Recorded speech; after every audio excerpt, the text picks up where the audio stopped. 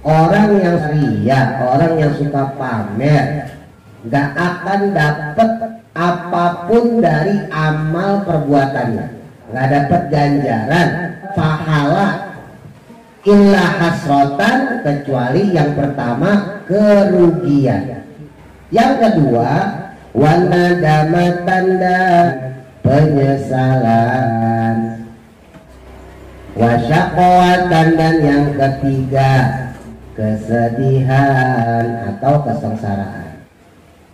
Disangkain punya pahala sedekah, disangkain punya pahala sholat, dipikirnya ada pahala baca Quran, ternyata nggak ada pahalanya. Ibadah itu semuanya dilakukan karena pengen dipuji orang, bukan karena Allah. Itu yang pamer kayak gitu bikin orang seperti itu bangkrut, muflis.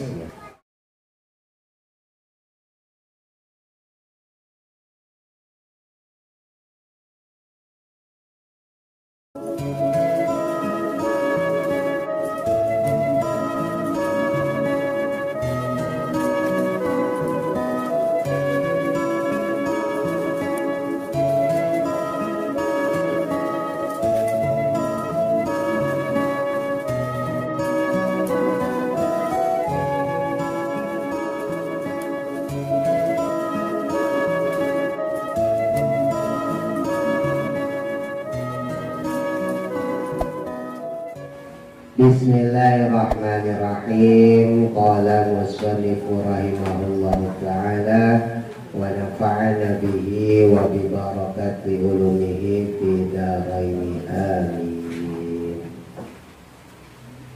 Al-hadisu ar-rabi'u wal ishruna.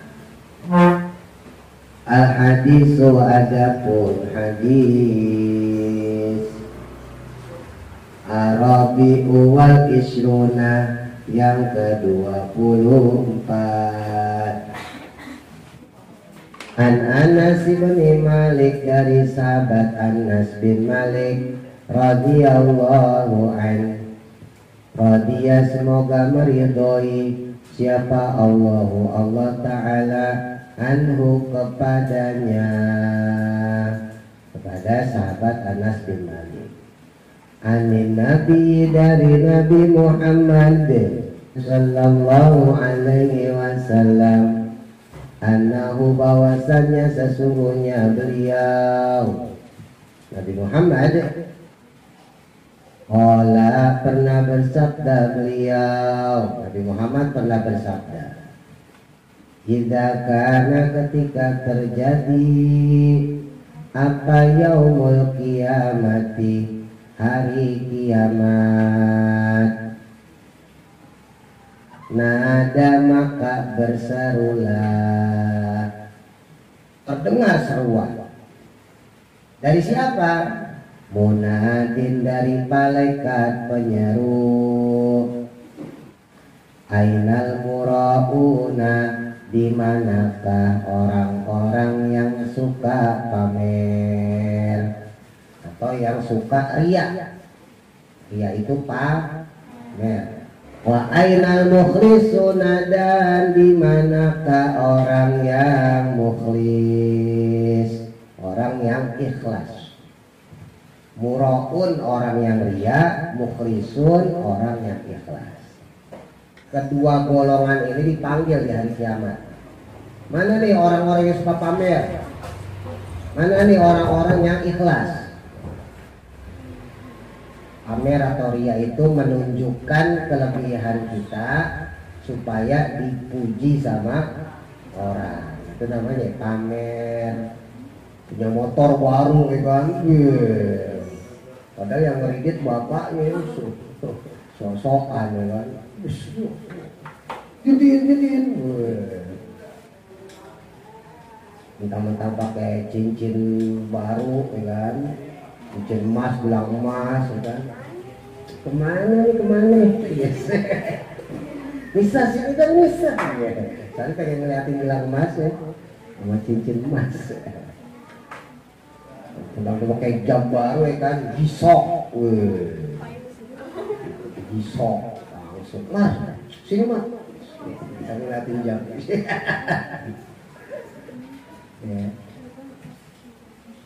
Ngaji juga gitu sama, makanya hati-hati jangan sampai ria kalian. Jangan supaya wah nih gue nih udah Quran, jangan. Biasa aja. Dipanggil orang yang ria, dipanggil orang yang ikhlas. Ada dua golongan.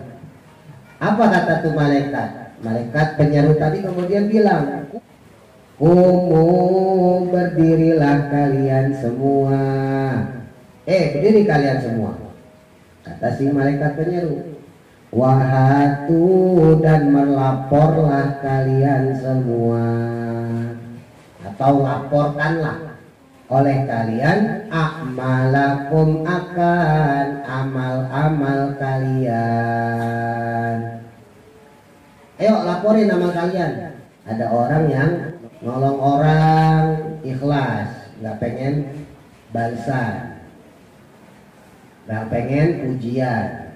Sementara ada orang yang nolong orang supaya dipuji. Panggil, laporin amal-amal kalian. Wa khudu dan ambillah oleh kalian ujurakum akan ganjaran kalian. Ambil tuh ganjaran atau balasan kalian min sayyidikum dari pemimpin kalian. Ambil tuh ganjaran atau balasan kalian dari pemimpin kalian. Kan kalau orang yang ikhlas nih, ini ada orang nolong. Kenapa kamu bantu dia? Ya saya mah bantu karena perintah Allah aja, berarti ikhlas ya. Nah, yang nolong karena Allah berarti pimpinannya adalah Allah. Maka disebutin di sini tadi, ambillah ganjaran kalian, ambillah balasan kalian kepada pemimpin kalian. Berarti kalau orang itu ikhlas, maka dia mengambil kepada Allah Subhanahu wa ta'ala. Dikasih ganjaran, dikasih balasan, dikasih pahala. Nah pertanyaannya, sekarang kalau orang yang ria, berarti pemimpinnya siapa? Pemimpin yang ria itu berarti orang yang diriain, orang yang dipamerin. Misalnya gini, ada si A ngomong, wah saya mah selalu nolong dia, selalu membantu dia karena duit saya banyak. Oh, di kampung ini siapa yang duitnya paling banyak kalau bukan saya? Ngomongnya itu misalnya di hadapan lurah, di hadapan Pak RW misalnya gitu kan. Nah berarti orang ini pengen diagungin, pengen dihormatin sama Pak RW sama Pak lurah. Berarti dia nolong orang tadi bukan karena Allah, karena adanya Pak RW sama Pak lurah, paham nggak? Nah berarti yang jadi pemimpinnya si orang ini adalah Pak lurah sama Pak RW. Nanti di hari kiamat orang yang ria yang pamer ini disuruh minta kepada Pak RW Pak lurah. Masalahnya Pak RW Pak lurah itu manusia itu nggak bisa ngasih pahala. Nah, gimana ceritanya kita ngasih pahala? Yang ngasih pahala kan Allah, ya nggak? Nah itu pentingnya ikhlas. Ya. Jadi ibadah itu lakukan apapun dengan ikhlas. Ya walaupun kalian ngaji mungkin agak disuruh-suruh juga, kan? Berangkat ngaji, tapi tetap harus lillahi ta'ala, harus karena Allah. Jangan karena diomelin mama, ya, karena diomelin ayah, diomelin orang tua, jangan. Mumpung dari kecil dilatih, maksudnya dilatih niat yang ikhlas. Sholat juga begitu, puasa juga begitu, bukan ngarepin sesuatu. Walaupun boleh-boleh aja, bisa gitu kan, bisa ntar kalau puasanya pol dibeliin sepeda baru misalnya gitu, boleh-boleh aja nggak apa-apa. Cuman kita harus melatih diri kita, tetap kita puasa karena Allah. Ijah ntar kalau dapet SMP negeri dibeliin motor misalnya gitu kan, ya boleh-boleh aja, cuman tetap belajarnya harus karena Allah, jangan karena motor maksudnya. Karena kalau karena motor berarti ntar di akhirat minta pahalanya sama motor. Gitu. Bisa karena puasanya ngarepin sepeda berarti ntar di akhirat minta pahalanya sama sepeda. Ya sepeda mana bisa ngasih pahala. Motor mana bisa ngasih pahala. Bahkan Pak Ustadz aja nggak bisa ngasih pahala. Ya kan? Yang bisa ngasih pahala cuma Allah. Kalian nutup aurat karena Allah, kalian sholat karena Allah. Ya walaupun sekali lagi kalau gara-gara orang lain pun nggak apa-apa. Cuman jangan jadi prioritas, jangan jadi target utama. Sebab mereka itu nggak bisa ngasih pahala kepada kita. Kenapa kamu sekolah? Kenapa kamu ngaji? Ya karena saya diperintahin sama Allah belajar. Kenapa kamu sholat? Ya karena saya diperintahin Allah untuk ibadah. Dilatih maksudnya, walaupun susah tapi tetap harus dilatih. Maka berkata lagi kemudian, siapa Nabi besar Muhammad sallallahu alaihi wasallam, la nasiba tidak ada bagian lil muraina untuk orang-orang yang ria atau orang-orang yang pamer. Enggak ada bagian untuk mereka min a'malihim dari amal-amal mereka syai'an sedikit pun. Orang yang suka ria, orang yang suka pamer enggak akan dapat apapun dari amal perbuatannya. Kecuali pamernya itu untuk ngajarin orang, itu lain lagi ya. Misalnya ada anak yatim, dikasih duit sama orang tua kita. Nah ngasih taunya depan kita, nih anak yatim kasih duit 10.000, bisa 20.000. Nah itu barangkali orang tua kita pengen ngajarin kita. Ya, itu bukan pamer yang kayak gitu, itu kan tetap dapat pahala. Jadi bisa saja menunjukkan sesuatu di depan orang, tapi syaratnya balik lagi kayak tadi, niatnya bukan untuk dipuji sama orang. Kalau sekedar untuk membuatkan pelajaran ya nggak apa. Jadi itu pelajaran. Makanya semuanya baliknya ke hati. Orang yang riya nggak dapat bagian apa-apa, nggak dapat ganjaran, nggak dapat pahala illa hasrotan, kecuali yang pertama kerugian. Yang didapat cuman kerugian, rugi, duit dari keluarin tapi nggak dapat pahala. Yang pertama yang dialamin adalah rugi. Yang kedua wanadamatan dan penyesalan. Apa nyeselnya? Nanti nyeselnya di hari kiamat. Ya, nggak dapat apa-apa. Ya iya, orang ada manusia. Dia disuruh minta sama manusia. Manusia kagak bisa ngasih pahala.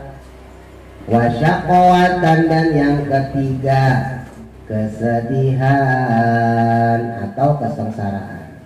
Yang ketiga rasa sedih atau sengsara. Sengsara ntar akhirnya di akhirat disangkain punya pahala sedekah, ternyata nggak ada pahalanya. Disangkain punya pahala sholat, ternyata nggak ada pahala sholatnya. Dipikirnya ada pahala baca Quran, ternyata nggak ada pahala baca Quran. Ya kenapa? Karena ibadah itu semuanya dilakukan atas dasar pamer. Karena pengen dipuji orang. Dia mah alim, dia mah soleh, gitu kan. Dia mah rajin ibadah. Padahal dilakukannya itu bukan karena Allah, tapi karena manusia. Nah, itu yang pamer kayak gitu bikin orang seperti itu bangkrut, muflis. Summa qala, kemudian berkata lagi, siapa Nabi Muhammad sallallahu alaihi wasallam. Kemudian Nabi bersabda lagi, ya bena Adam, wahai manusia. Ibna Adam arti dasarnya wahai anak cucunya Adam. Ya bena Adam, wahai anak cucunya Adam, alias kita nih, wahai manusia. Apa kata Nabi? Al-ikhlaso. Maksudnya lakukanlah keikhlasan. Al-ikhlaso, al-ikhlaso. Ikhlaslah, ikhlaslah. Sampai 2 kali disebut ini, al-ikhlaso, al-ikhlas. Jadi nanti di hari kiamat itu disuruh melihat catatan amal. Kan ntar kalian disuruh melihat catatan amal nih, kita ya semua ya. Itu dilihat loh, dari kalian balik kira-kira umur 9 tahun lah. Itu dilihat nih, dipanggil satu persatu, disuruh ngambil catatan amal kita. Nah itu kan isinya kebaikan dan keburukan kita. Ya, kebaikan kita apa? Ngaji, ya, puasa, sholat, zakat. Kalau ntar kalian punya duit pergi haji, itu kan kebaikan tuh. Tapi ada juga keburukan, bohongin teman, ya, nyaci maki orang, fitnah orang, ngumpetin sendal, ya. Termasuk itu. Kita nggak usah pikirin yang dosa lah, kan harapan kita kan yang baik nih, ya kan? Wah mudah-mudahan kebaikan saya bisa mengalahkan keburukan saya, karena nanti ditimbang tuh di mizan, ya kan? Di timbangan amal, mana yang lebih berat, amal kebaikannya atau keburukannya? Nah kalau kebaikannya yang lebih berat berarti dia masuk surga, tapi kalau keburukannya yang lebih berat maka dia masuk neraka. Nah kan harapan kita kan makanya ini amal kebaikannya yang berat, iya dong. Saya pengennya sholat saya berat gitu kan, puasa saya, ngaji saya mudah-mudahan bisa mengalahkan keburukan saya. Nah ternyata pas ditimbang, dilihat catatan amal kita, sholat kita bukan karena Allah, tapi gara-gara disuruh sama bapak ibu kita, terus udah mau sholat. Ternyata ngaji kita bukan karena Allah, tapi karena diomelin bapak ibu kita. Ngaji gak? Ngaji gak? Oh ternyata berarti puasa kita, baca Quran kita, macam-macam semuanya bukan karena Allah, tapi karena ada unsur manusianya. Takut gak dikasih jajan lah, takut dimarahin orang tua lah. Termasuk tadi yang saya contohin misalnya karena nyari muka, carbuk, oh gak carbuk? Carbuk oh gak? Apaan? Kalau caper kan supaya diperhatiin, nah, kalau cari muka tuh supaya diagungin, supaya dianggap hebat, ya kan? Mentang-mentang ada guru depan kelas kita, sampah dipungutin, gurunya udah lewat, lewat lagi, sampah. Berarti kita melakukan kebaikan bukan karena Allah. Nah, nanti disuruhlah kita untuk meminta pahala itu, ganjaran itu, balasan itu kepada orang yang kita carmukin, orang yang kita riyain. Nah gak bisa kita minta sama Allah pahalanya. Beda kalau kita sholatnya karena Allah, maka kita bisa minta pahala sama Allah. Ya Allah dulu saya sholat karena Engkau ya Allah. Kata Allah ya ini pahala kamu. Ya Allah saya belum ngaji, puasa-puasa ngaji, orang pada libur, puasa mau ngaji aja terus ya kan. Gimana ya Allah, ini pahala buat kamu, dapat pahalanya. Nah makanya orang yang bangkrut atau muflis, tadi saya sebutin ya, pakai F, muflis, yaitu orang yang dia itu ketika di akhirat nggak dapat apa-apa, nggak dapat apa-apa dia. Ternyata amalnya, kebaikannya tidak bisa menolong dia. Kenapa? Karena amalnya, kebaikannya itu dilakukan bukan karena Allah, tapi karena pamer supaya dipuji sama manusia. Ya. Itu yang disebut bangkrut. Kita kan punya amal banyak nih, sedekah, ya kan, zakat, wah ngajinya rajin, suaranya, wah gitu kan, sholatnya yang paling depan sendiri, pakai gamis, pakai peci, pakai imamah, sorban 8 meter, wah kan. Pokoknya ibadahnya paling top deh kan. Wah, bahas segala macam, haji tiap tahun, umroh tiap bulan. Saking ahli ibadahnya, tapi dia lakuin itu bukan karena Allah, supaya dipuji sama orang. Oh, dia mah hebat tiap tahun haji. Wah, dia mah hebat tiap bulan umroh. Wah, dia mah hebat kalau sholat di depan mulu. Wah, dia mah hebat puasa terus. Jadi yang diinginkan orang tersebut yaitu pengagungan dari manusia. Jadi orang tersebut melakukannya bukan karena mengharap mendapatkan ridho Allah, tapi karena untuk mendapatkan pujian manusia. Nah, orang yang kayak gitu bangkrut. Kenapa? Ternyata di akhirat nggak punya amal apa-apa. Itu yang disebut dengan muflis, orang yang bangkrut. Waqala, dan bersabda juga siapa an-nabi, Nabi Muhammad sallallahu alaihi wasallam, inna akhwafa, sesungguhnya yang paling aku takuti atau aku khawatirkan, ma akan perkara atau sesuatu, akhafu yang aku takutkan, ala ummati, atas umatku, kata Nabi. Perkara yang paling aku khawatirkan, sesuatu yang paling aku takutkan yang menimpa umatku gitu, itu asyirku, syirik. Syirik itu apa ya? Menyekutukan Allah, al-asgharu, tapi yang kecil. Kalau syirik yang besar kan ya emang bener nyembah selain Allah. Haleho, ada patung ya kan. Itu kan syirik yang akbar tuh, murtad ya, berarti nyembah selain Allah, nyembah patung, nyembah gunung. Nah, tapi ada syirik yang asghar, syirik yang kecil. Emang nggak sampai nyembah patung, emang nggak sampai nyembah selain Allah, tapi dia berharap kepada selain Allah, lah itu nyembah juga loh. Berharap kepada manusia berarti kalian nggak lagi berharap kepada Allah. Wah, hati-hati itu. Ya. Makanya kalau berharap itu ya pada Allah, jangan pada manusia. Kalian belajar nih, harapannya supaya guru kalian ngasih nilai kalian gede. Nah itu salah. Kalau mau berharap pada Allah, minta tolong pada Allah. Nah itu yang disebut iyyaka na'budu wa iyyaka nasta'in. Kepada Engkau lah ya Allah kami menyembah, dan kepada Engkau lah ya Allah kami minta pertolongan. Gitu. Jadi jangan karena manusia.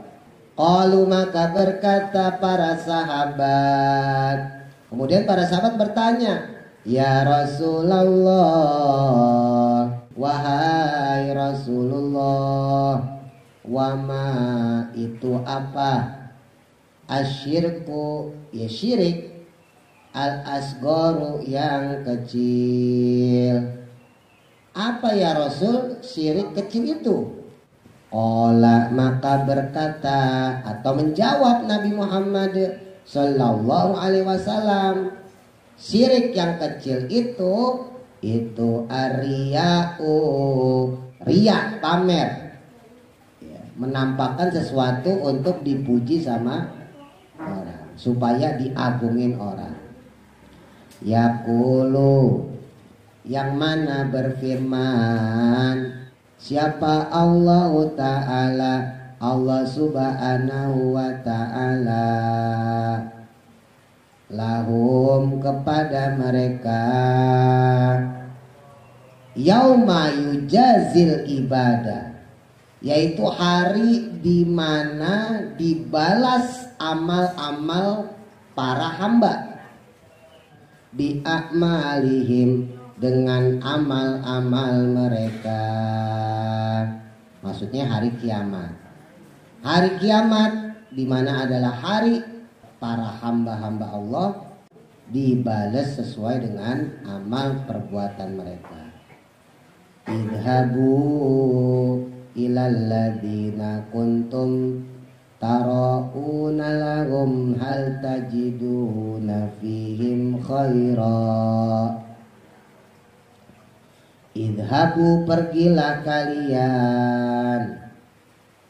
Orang-orang yang ria itu akan dibilangin, pergi kalian sana. Ilal ladzina kepada orang-orang kuntum yang dahulu kalian tara'una memamerkannya lahum kepada mereka. Pergilah kalian kepada orang-orang yang dulu kamu melakukan ibadah untuk memamerkannya pada mereka. Hal tajiduna, apakah mendapatkan kalian? Apakah kamu dapatkan? Fihim pada mereka. Maksudnya orang-orang yang kalian melakukan untuk memamerkan pada orang tersebut.